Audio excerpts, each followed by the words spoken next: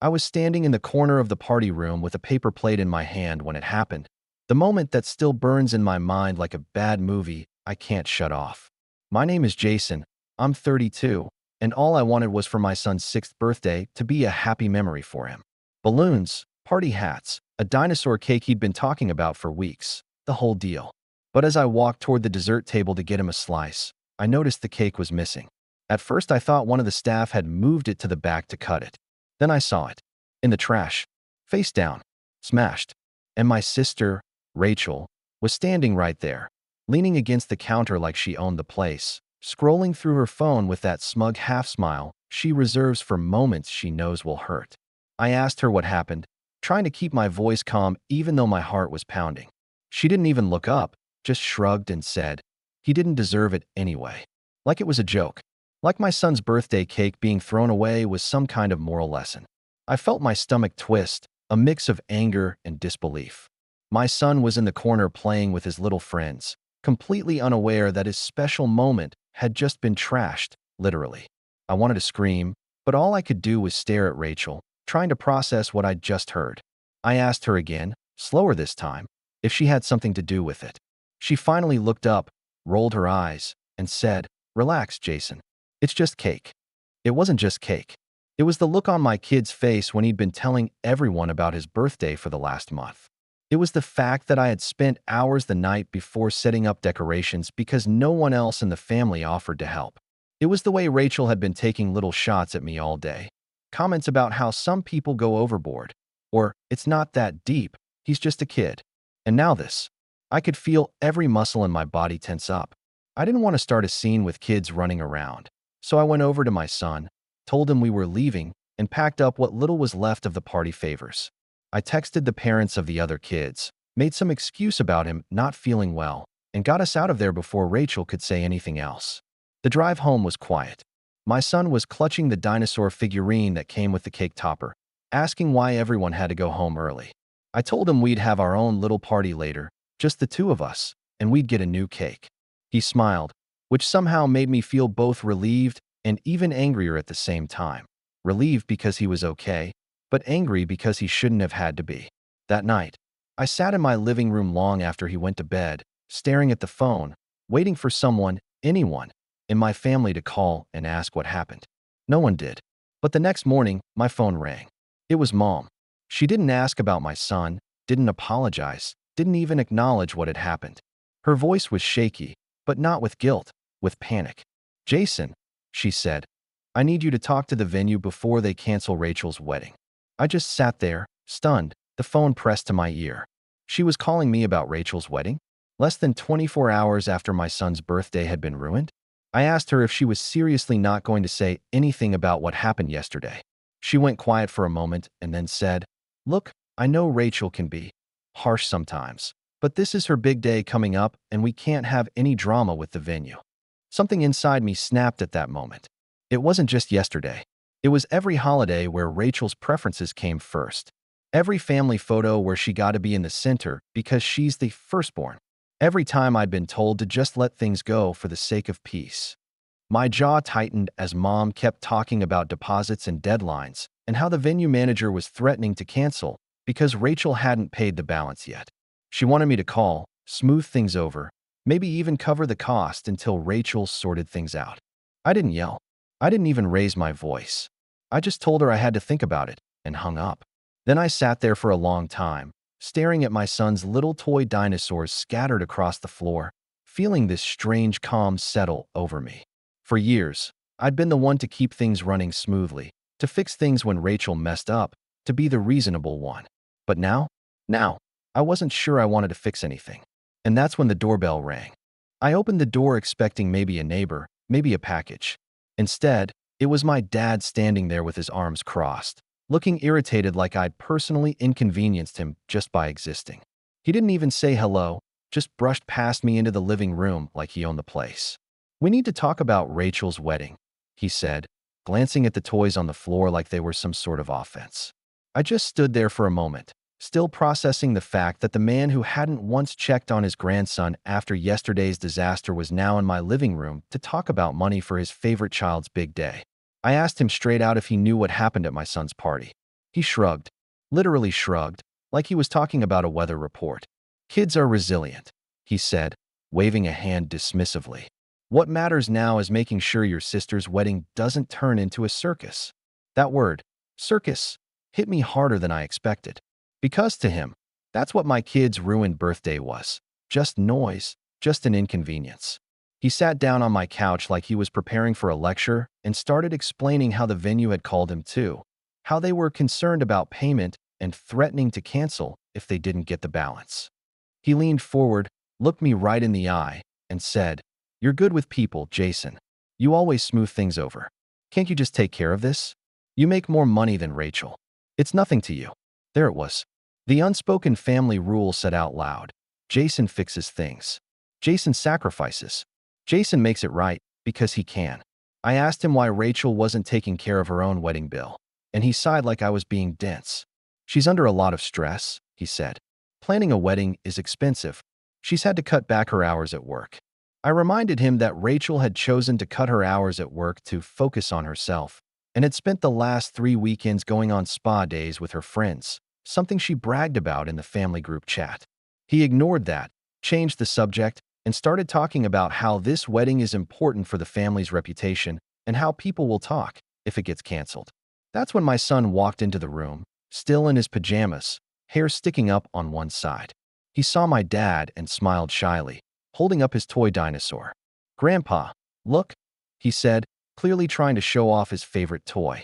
Dad barely glanced at him before going back to his speech about Rachel.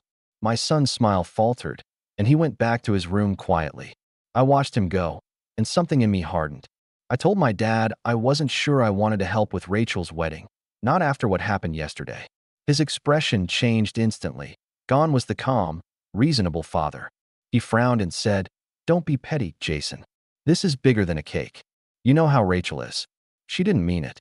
I laughed, not because it was funny, but because I couldn't believe what I was hearing. I asked him if he would have said the same thing if someone had ruined Rachel's wedding cake. He didn't answer. Instead, he stood up and said, "I really hope you're not planning to hold the family hostage over this." Then he left, slamming the door behind him. That night, Mom called again. This time she tried a softer approach. She told me she understood why I was upset, but I needed to think about the bigger picture. "You know how your sister is," she said, echoing Dad. "She's always been difficult. But this wedding is her dream, Jason. If the venue cancels, she'll never forgive you." I told her it wasn't my responsibility to fix Rachel's mistakes. There was a pause on the line, and then Mom said something that made my blood run cold. "If you don't step in, your father and I will have to use the savings we were keeping for your son's future. Is that what you want? For him to miss out on college because you couldn't let go of some cake?" I didn't even know they had savings set aside for my son. I asked her why they hadn't told me about it before, and she brushed it off, saying it was meant to be a surprise later. But now, apparently, it was leverage. I ended the call before I said something I couldn't take back. The next few days were a blur of passive-aggressive group chat messages and relatives calling me to be the bigger person. My aunt texted me a paragraph about family unity. My cousin called to say Rachel was crying and felt attacked. Rachel herself didn't bother contacting me directly, but she posted on social media about toxic people trying to ruin the happiest day of my life. It didn't take a genius to figure out who she meant. Meanwhile, my son kept asking when we could have his real birthday cake. I promised him we'd do something special, just the two of us, that weekend. We went to a little bakery downtown, picked out the biggest chocolate cake they had, and celebrated in our kitchen with party hats and streamers I put up myself. It was simple, but it made him so happy. Watching him laugh with frosting on his face made me realize how long I'd been letting my family's drama dictate my happiness. A few days later, Mom showed up at my house unannounced. She came in looking like she'd been crying, sat down at the table, and launched straight into her plea. "The venue says if we don't pay by Friday, they'll cancel. Your father is furious. Rachel is devastated. Please, Jason, you're the only one who can stop this." I asked her what Rachel had said about my son's birthday. She hesitated, then said, "She feels bad." I told her that wasn't good enough. If Rachel wanted my help, she could come over, look me in the eye, and apologize, not just to me, but to my son. Mom didn't like that. She said I was putting conditions on family love. I stayed firm. I told her that love goes both ways, And right now, all I saw was everyone expecting me to sacrifice, while Rachel got whatever she wanted. Mom left looking disappointed, and not even an hour later, I got a text from Rachel. Stop trying to control everything.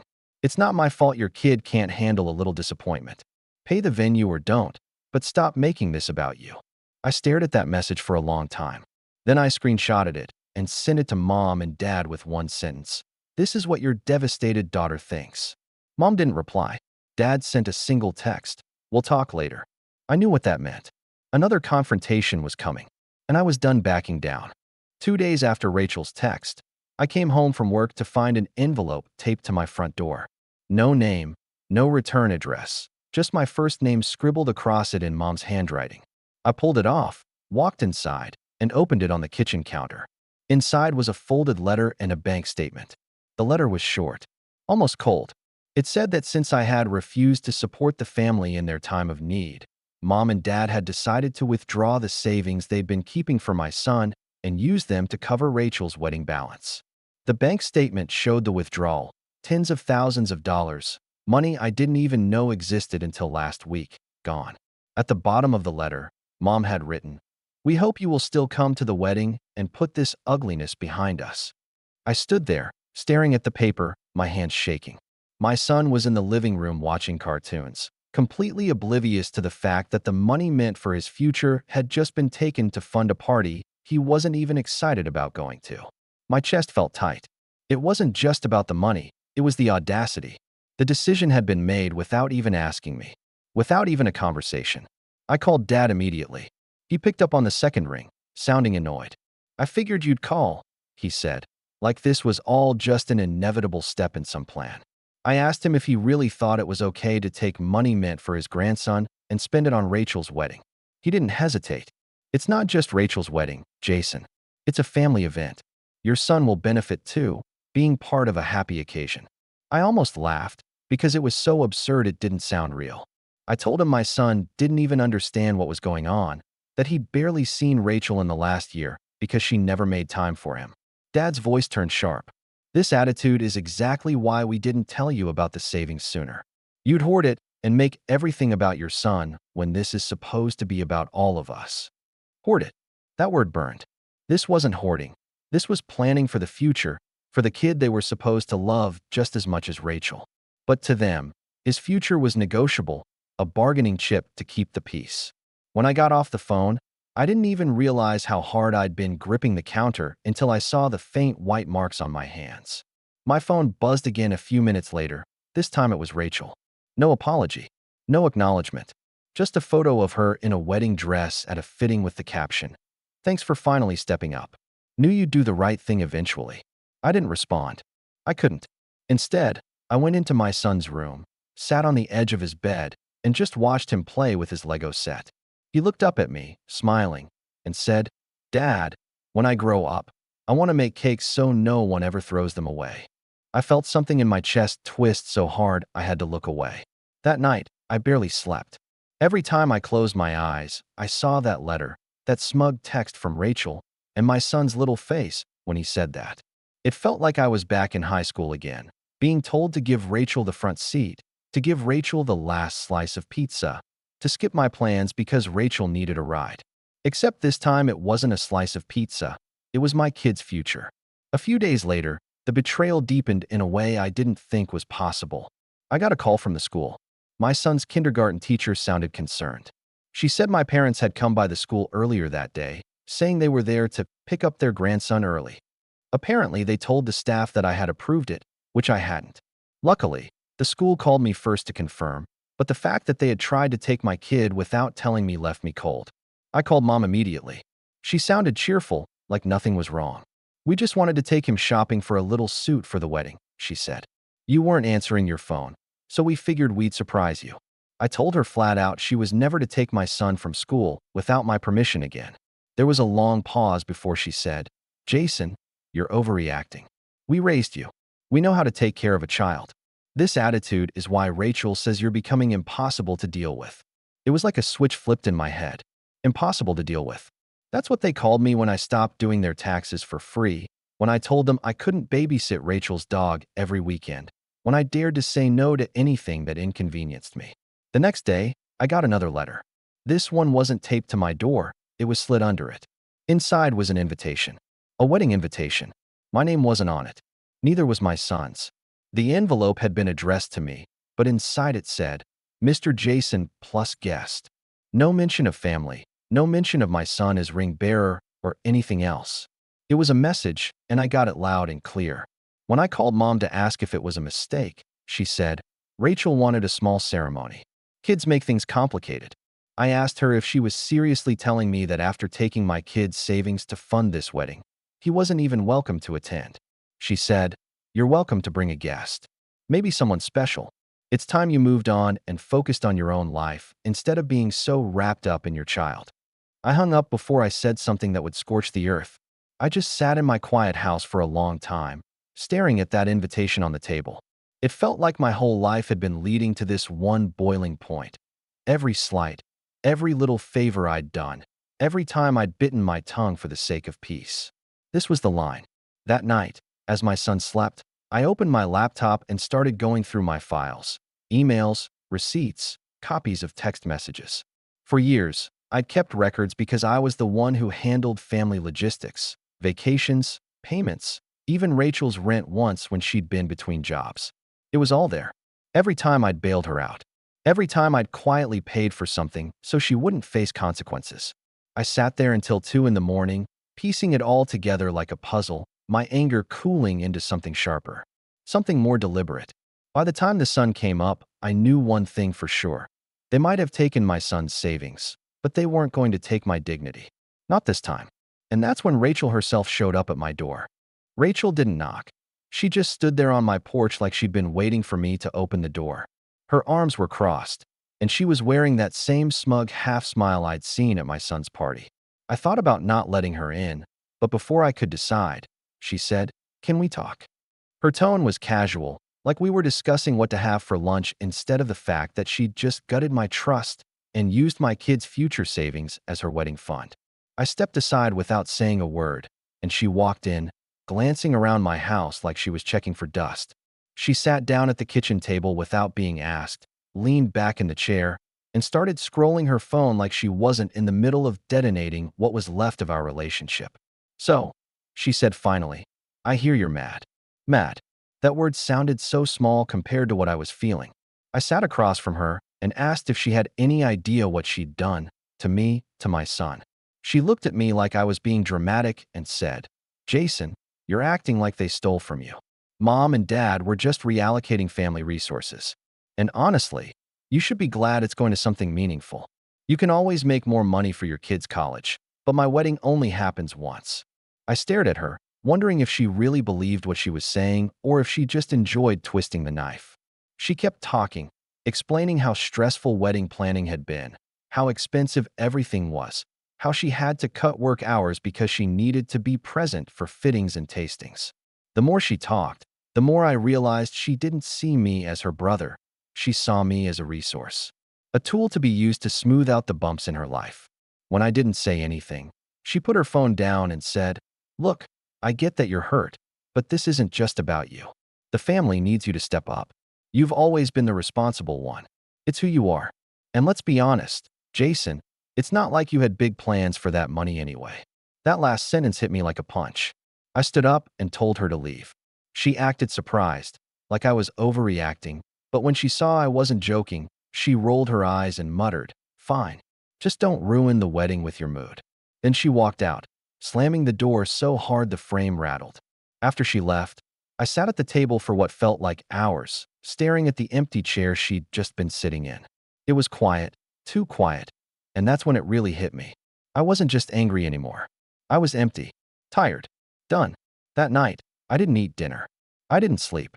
I just sat on the couch while my son slept in his room, staring at nothing. The next day at work, my boss asked if I was okay because I guess I looked as bad as I felt. I lied and said I was fine. Then came the family group chat. It started with Mom posting a picture of Rachel's engagement photos, followed by a caption, So proud of our girl. Counting down the days. Everyone chimed in with hearts and emojis. No one mentioned me. No one asked if I was coming to the wedding. No one even said my name. It was like I'd been erased from the family overnight. I quietly left the chat. No announcement, no message, just gone. A few hours later, I got a private text from Mom. "Why would you do that? You're making this harder than it has to be." I didn't reply.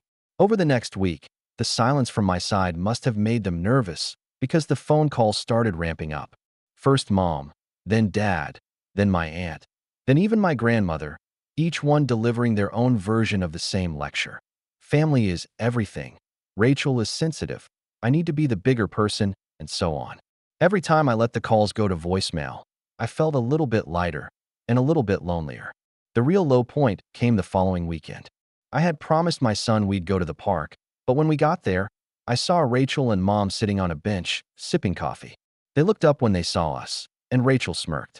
"Oh, look who finally came out of his cave," she said loudly enough for me to hear. Mom didn't say anything, just gave me this look, a look that said I was being ridiculous, that I was the one causing all this tension. My son wanted to play, so I let him go to the swings while I stood off to the side. I could hear Rachel talking to Mom about wedding colors, laughing like none of this mattered. Then Rachel called out, "Hey Jason, you should smile more. You're going to look miserable in all the wedding photos." I didn't answer. I just took my son's hand, told him we were going to get ice cream instead, and left. That night, I broke down. I sat on the floor of my kitchen after my son went to bed and just let it all out. Years of being second to Rachel, years of swallowing insults, years of being the family fixer. I cried until I didn't have anything left, and then I just sat there in the dark, staring at the fridge. But somewhere in that quiet, something started to shift. The anger that had been boiling finally cooled, and what was left was clarity. They had taken everything they could from me: money, time, emotional energy, and they still wanted more. They wanted me to show up to that wedding, smile, pretend everything was fine, and let Rachel walk all over me again. I wasn't going to give them that. The next morning, I started taking small steps. I called the bank to open a new account just for me and my son, separate from anything my parents could access. I spoke to my HR department about setting up an education fund through work so no one could touch his future again. I went through every shared bill and subscription I had with my parents: phone plans, streaming accounts, even the joint Costco membership, and one by one, I removed myself. Each step felt like reclaiming a piece of my life. Mom noticed, of course. She called me that evening, furious. "Are you trying to punish us?" she demanded. I stayed calm and told her I was just taking care of my own responsibilities. She accused me of abandoning the family. I didn't argue. I just said, maybe that's what needs to happen. After that, the calls stopped. The silence this time felt different, heavier, but also freeing. One night, I sat down with my son and told him we might not be going to Aunt Rachel's wedding. He thought about it for a moment and said, "That's okay. Can we have cake that day instead?" I smiled for the first time in what felt like weeks and said, "Yeah, buddy, we can have as much cake as you want." And that's when I got the email, an official one from the venue itself. It wasn't addressed to me, but I was CC'd, probably by accident. It was a notice of possible cancellation due to a payment dispute and unprofessional communication from the client. I read it twice, my heart thudding in my chest. Rachel's perfect wedding was about to fall apart, and for the first time since this whole thing started, I felt a flicker of control again. Not revenge, not yet. Just control. I closed the laptop slowly, already feeling the beginning of a plan taking shape in the back of my mind. Because if my family thought they'd seen me at my worst, they hadn't seen anything yet. Something changed in me after that email. For weeks I had been moving through life like a ghost, weighed down by every insult, every passive-aggressive comment, every time they had made me feel like the problem.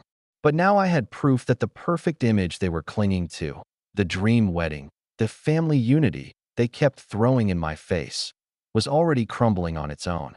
And for once, I didn't feel powerless. The next morning, I woke up earlier than usual, made pancakes with my son, and actually enjoyed breakfast. Not rushed, not distracted, but present. I think he could tell something was different because he kept grinning at me and saying, "You're not sad today." I wasn't. When I got to work, I threw myself into my projects in a way I hadn't in months. My boss noticed and asked if something good had happened. I just smiled and said I was making space for better things. By the end of the week, I'd closed a big deal that earned me a bonus. It wasn't life-changing money, but it felt symbolic, like life was giving me back some of what had been taken. I used part of that bonus to book a small weekend trip for me and my son. Nothing fancy, just a cozy cabin by the lake a few hours away. We spent the weekend fishing, building campfires, and eating marshmallows until we were both sticky and laughing. For the first time in months, I didn't think about Rachel, the wedding, or the family drama. It was just me and my boy, and it felt right. When I got back, my phone was full of missed calls and messages. Mom had sent a long text about how the family was hurting without me and how I was breaking Rachel's heart. I read it once, then put the phone down. I didn't reply. Instead, I kept building my life outside of them. I signed my son up for a weekend soccer program and went to every practice, cheering from the sidelines. I started cooking again, experimenting with recipes we could make together. At night, after he went to bed, I worked on a side project I'd been putting off for years, an app I'd always wanted to launch, but never had the time or energy to finish because I was too busy fixing everyone else's problems. As the weeks passed, I felt stronger, calmer, sharper. The constant knot in my stomach started to unwind. Then one day, I got an unexpected email from the venue again. This time I wasn't just CC'd, it was sent directly to me. The manager said she knew I was related to the couple and asked if I could help mediate because Rachel had been unresponsive and rude during their last interaction. She said the deadline for payment was approaching and hinted that the venue was seriously considering canceling the reservation if things didn't improve. I stared at that email for a long time. This was it. The moment my family had been waiting for me to swoop in and save them. Only this time, I didn't feel the usual pressure to fix everything. Instead, I wrote back politely, thanked her for the update, and said I was not involved in any financial or planning decisions for Rachel's wedding. Then I closed my laptop, poured myself a glass of water, and went outside to play catch with my son. That night, I got a string of frantic texts from Rachel. Why would you tell them you're not involved? They think we can't pay now.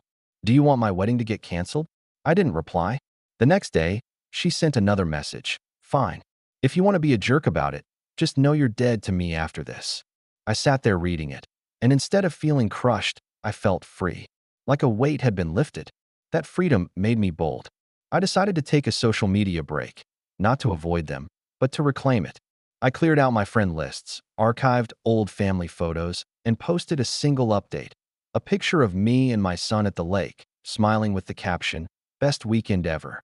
No tags, no context, just us.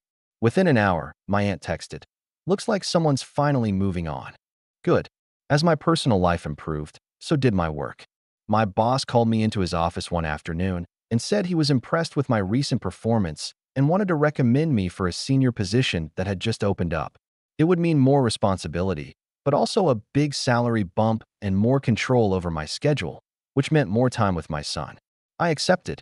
When I told my son about the promotion, he cheered and said, "Does that mean we can get more cake?" I laughed harder than I had in weeks. But not everything was quiet. Mom showed up at my house again a few days later, looking exhausted. She said Rachel had been calling her nonstop, crying, saying the venue was about to cancel because the final payment still hadn't been made. Mom begged me to just cover the balance for the sake of peace. I told her calmly that I wasn't involved and wouldn't be helping. She said, "If this wedding falls apart, Rachel will never forgive you." I said, "Then I guess she won't forgive me." For once, I didn't feel guilty when she left looking disappointed. That night, I sat down at my laptop and finished the last piece of my app. After months of work, I finally hit publish. It went live the next morning, and by the end of the week, it had gained traction, more downloads than I expected, some positive reviews, even a feature on a small tech blog. My confidence grew with every notification. For the first time in a long time, I felt like I wasn't just surviving. I was building something for me and my son, something no one could take away. And then came the real turning point. A few days later, the venue manager called me directly. She said Rachel had finally called back, but had yelled at the staff and threatened to take her business elsewhere if they didn't give her more time. The manager said she wanted to know if there was another point of contact for the family because she wasn't sure she could keep dealing with Rachel. I thanked her for letting me know and said I wasn't involved. But this time, I didn't hang up right away. I asked a few polite questions about how the payment process worked, what the deadlines were, what would happen if the balance wasn't paid. The manager explained everything patiently, probably thinking I was trying to help. I took careful notes. By the time I hung up, I knew exactly how much time Rachel had left before the booking was canceled. That night, I sat in my office after my son went to bed, staring at those notes. For weeks, I had been quietly rebuilding my life, step by step. Now I was in a position to do something more. Not out of spite, not out of anger, but to finally make it clear that I wasn't their safety net anymore. And as I closed my notebook and turned off the light, I realized something. I wasn't just ready to move on. I was ready to take control of the ending. And Rachel had no idea what was coming. The next morning, I woke up with a sense of clarity I hadn't felt in years. It was like the fog that had hung over me since my son's ruined birthday had finally burned away, leaving nothing but sharp focus.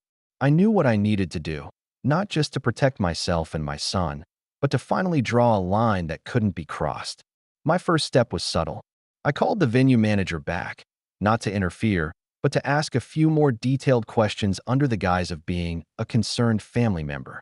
I asked about the specific payment deadlines, the cancellation policy, and whether they required anything in writing to release the booking if payment wasn't made. She told me that because of Rachel's behavior, they were already considering terminating the contract. She sounded almost relieved that someone in the family was being polite and professional for once. I thanked her and asked if she would be willing to copy me on all future correspondence regarding the booking, just so there's no miscommunication. She agreed, probably assuming I'd be the mediator. And just like that, I had a direct line to every development, every deadline, every official warning. With that information in hand, I started to prepare. I didn't tell anyone what I knew, not my parents, not my aunt, not even my closest friend. I kept my replies to family messages short and polite, never giving them anything they could twist into a fight. The calmer I was, the more desperate they seemed to become. Rachel sent another text a few days later, saying, "You can still fix this before it's too late." I didn't reply. Instead, I began documenting everything. Every message, every email, every call log. I even saved the voicemail Mom left where she admitted they had taken my son's college fund for the greater good. It wasn't just about revenge anymore. It was about building a record, proof that I wasn't the villain they were painting me to be. In the meantime, my work promotion came through officially. My new salary hit my account for the first time, and it felt like validation for every long night. Every time I'd put in extra effort while Rachel coasted through life. With my finances more secure than ever, I opened a dedicated education trust for my son. This time, no one but me had access. The more I strengthened my own position, the more the power dynamic began to shift. At the same time, I started to notice cracks forming in Rachel's carefully curated image. One afternoon, I ran into a mutual acquaintance, a florist I'd worked with on a charity event, who mentioned that Rachel had stopped by her shop looking for last-minute arrangements but had been rude and demanding. The florist said Rachel had complained loudly that she couldn't find anyone competent to work with her. Apparently, word was starting to get around in the local event planning community that Rachel was difficult to deal with. That was interesting. I didn't spread rumors. I didn't have to. Rachel was digging her own hole, and all I had to do was step back and let it get deeper. A few days later, the venue manager sent a formal notice. If payment was not received by the end of the month, the booking would be canceled and the deposit forfeited. I knew Rachel hadn't made the payment because she'd been too busy complaining about how unfair it was that she had to pay anything at all. This time, I didn't just sit on the information. I printed the notice out and put it in a folder with all my other documentation.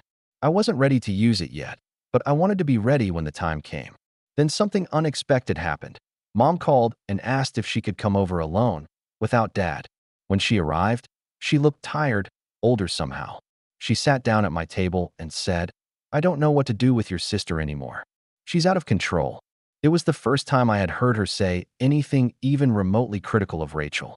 She admitted that Rachel had maxed out 2 credit cards paying for things she didn't actually need for the wedding and had started asking Mom and Dad for more money they didn't have. Mom looked at me with watery eyes and said, "I think we made a mistake taking your son's savings.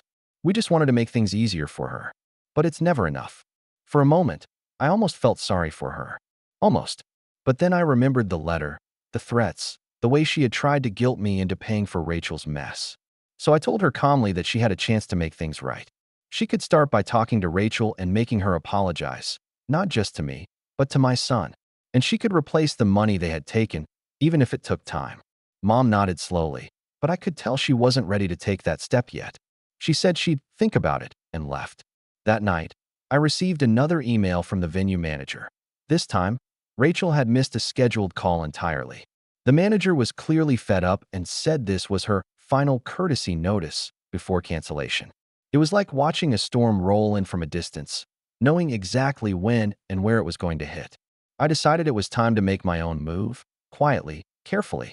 I wrote a short, professional email to the venue thanking them for keeping me informed and letting them know that if the booking was canceled, I would be happy to discuss alternative arrangements for a future event. I didn't specify what event, just left the door open. It wasn't a promise. It was a seed. And while that seed was planted, I focused on my own life more than ever. My app started gaining serious traction, enough that a small investor reached out to me about potential funding. I found myself on calls with people who were excited about what I'd built, who respected me for what I could bring to the table. Meanwhile, my son was thriving. His teacher told me he'd become more confident, more engaged in class. At home, he laughed more, asked more questions, seemed lighter somehow. It was like we were both breathing easier now that we weren't constantly under the shadow of my family's drama. And then, just when things were starting to settle into this new rhythm, Rachel showed up again, this time furious. She pounded on my door until I opened it and stormed past me into the house. "The venue says they're going to cancel if I don't pay by Friday," she said, throwing her hands up. "You need to fix this. Call them. Tell them you'll cover it. Do whatever you have to do." I didn't answer right away. I just watched her pace around my kitchen, ranting about how unfair it was that weddings were so expensive, how ridiculous it was that she was expected to pay on time.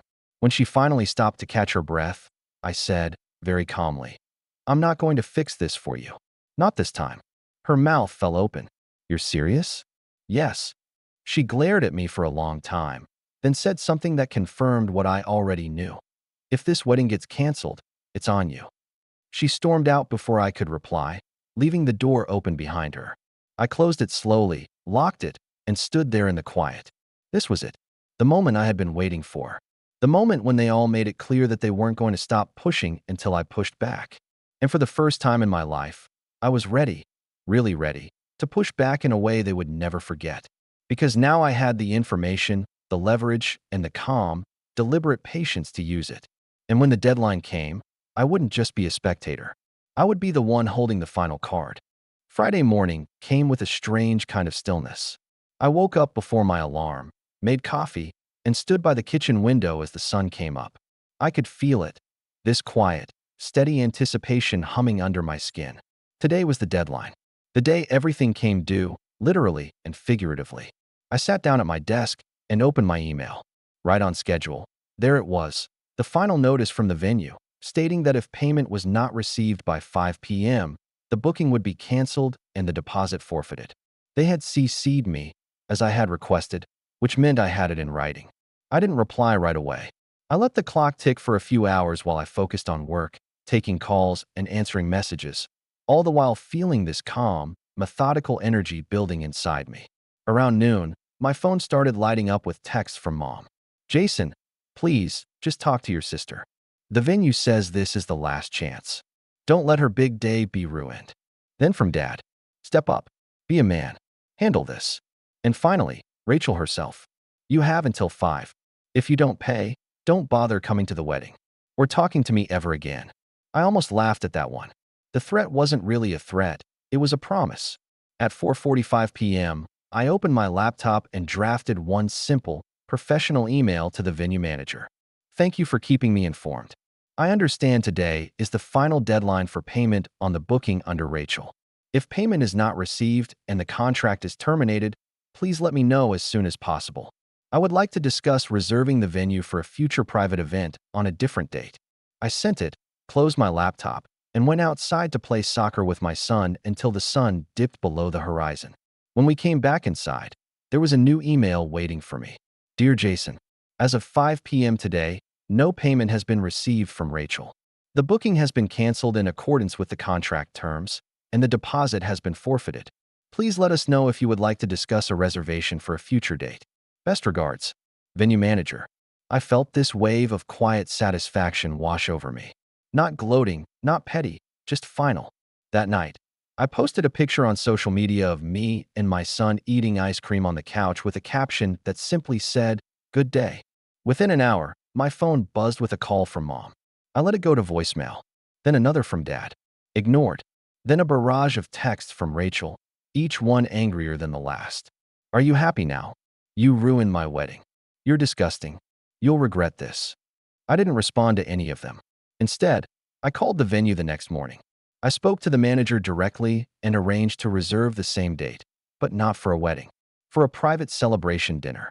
I didn't give details, just locked it in and paid the deposit myself. Then I sent one single message to the family group chat. Since the venue was already booked for that day, I figured I'd use it. "You're welcome to come if you can be civil." The chat went silent for almost an hour. Then my aunt replied with a single shocked emoji. Mom finally called. This time, I answered. She started crying immediately, saying Rachel was inconsolable, that this would destroy her reputation. I stayed calm and told her that this was never about destroying anything. It was about finally showing them that I wasn't their safety net anymore. I reminded her of what she had said about taking my son's college fund for the greater good, and asked if she still thought that was fair now that it had come to this. She didn't answer. Instead, she said, "Jason, you can't really go through with hosting your own event that day. It'll humiliate her." I told her that Rachel's humiliation wasn't my responsibility, just like her wedding wasn't mine to save. And then I hung up. Over the next few days, I finalized my plans. Nothing flashy, just a simple dinner for me, my son, and a few close friends who had been my real support system through this mess. People who actually showed up for us. I arranged for a custom cake to be made, a dinosaur cake, just like the one that had been thrown away at my son's party. When the day finally came, it felt almost surreal. I got texts from a few relatives saying they wouldn't be attending because it wouldn't be appropriate after what happened to Rachel. Fine. The people who mattered were there. We arrived at the venue early, and as soon as my son saw the cake, his eyes lit up. "You got it back," he shouted. "Better than before," I said, handing him the first slice. We spent the evening laughing, eating, and enjoying ourselves in a way I didn't think was possible just a few months ago.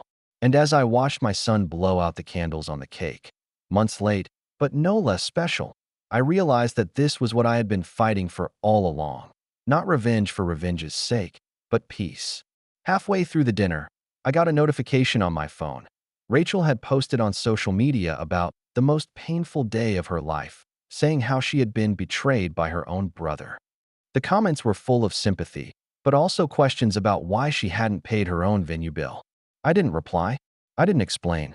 Because for the first time in a long time, I didn't need to. The people who mattered were right there in the room with me, smiling and eating cake. And Rachel's perfect day? That had been built on taking from us, and now it was gone. I wasn't angry anymore, but I wasn't done either. Because there was still one last thing I needed to do before I could finally close this chapter for good. The days after my little celebration were oddly quiet, like the air right after a storm. My phone barely buzzed, except for the occasional passive-aggressive message from relatives who clearly didn't know the whole story but wanted me to make amends. I ignored them. Then, on Monday morning, everything exploded. My cousin sent me a screenshot of Rachel's social media. She had posted a long, emotional rant about how her wedding had been stolen from her by someone who was supposed to be family. It was 3 paragraphs of vague accusations about betrayal and sabotage, ending with, "Some people would rather see me miserable than happy." Normally, the comments on Rachel's posts were full of supportive friends gassing her up. Not this time. People were asking questions. "Wait, didn't you have like a year to pay off the venue? Why would your brother be responsible for your wedding bill? Didn't your parents give you money for this already?" By the afternoon, Rachel had turned off comments entirely. Later that day, Mom called me, her voice hoarse from crying. She said Rachel had been humiliated, that she had friends dropping out of her bridal party, that the vendors were refusing to work with her because of unprofessional behavior. She said Rachel wasn't leaving the house, that she'd been crying nonstop. I listened quietly, then asked if Rachel had apologized to my son yet. There was a long pause before Mom said, "She's not ready to do that." "Then there's nothing to talk about," I said, and hung up. That night, Dad showed up at my house unannounced. He stood on my porch with his jaw tight, holding something in his hand, a check. He said it was the full amount they had taken from my son's savings. "Consider it paid back," he said gruffly. I asked if Rachel knew they were doing this. He said no, that she still thought she deserved that money. I took the check, but I didn't invite him in. I told him that money would be going directly into my son's education trust, and that from now on, there would be no more shared family funds. Dad didn't argue. For once, he just nodded and left. The next morning, I got an email from the venue manager. She thanked me again for being such a pleasure to work with and said if I ever wanted to book another event, they'd be happy to offer me a discount for being a respectful client. I laughed when I read it, not out of spite, but because it felt like the universe was putting a stamp on the whole ordeal, a quiet acknowledgement that I had chosen the high road, even if my family couldn't see it. Weeks passed. My app kept growing, my son kept thriving, and my house felt calmer than ever. Rachel, on the other hand, went radio silent. I heard through the grapevine that she had tried to rebook another venue for a much smaller ceremony, but several vendors had blacklisted her after the way she treated them. Apparently, she ended up getting married at the courthouse with just mom and dad present. No invitations were sent to me, and honestly, I was fine with that. One Saturday afternoon, a few months later, I was at the park with my son when I saw mom walking toward us. She looked tired but softer somehow. She said Rachel had finally moved on, but that she still refused to talk to me. Then she did something I didn't expect. She crouched down to my son's level, looked him in the eye, and said, "I'm sorry your birthday was ruined. That should never have happened." My son blinked at her for a moment, then said, "It's okay. Dad got me a better cake." Mom's eyes filled with tears. She stood up, looked at me, and said, "I hope one day you and your sister can work this out." I told her, calmly but firmly, "Maybe, but not if it means going back to the way things were." She nodded. For the first time, I think she understood that I wasn't bluffing, that I had built a life outside of their chaos and wasn't going to give that up. As she walked away, my son tugged on my sleeve and said, "Dad, can we go get another cake today?" "Just because." I smiled, picked him up, and said, "Yeah, buddy, let's make it a tradition." And as we walked back to the car, I realized that for the first time in my life, I wasn't dreading the next family gathering, the next phone call, the next demand. Because I finally understood something that had taken me 32 years to learn. Peace doesn't come from keeping everyone else happy. It comes from choosing yourself, even when it makes everyone else uncomfortable. And I was done being uncomfortable. That night, I locked the check away in the safe, tucked my son into bed, and sat quietly in the living room with the lights off, feeling lighter than I had in years. Rachel might never forgive me. Mom might never fully get over it. The family might still whisper behind my back at holidays. But my son would grow up knowing that his father never let anyone throw away what mattered to him. Not his cake, not his future, not his dignity. And that, more than anything, felt like winning.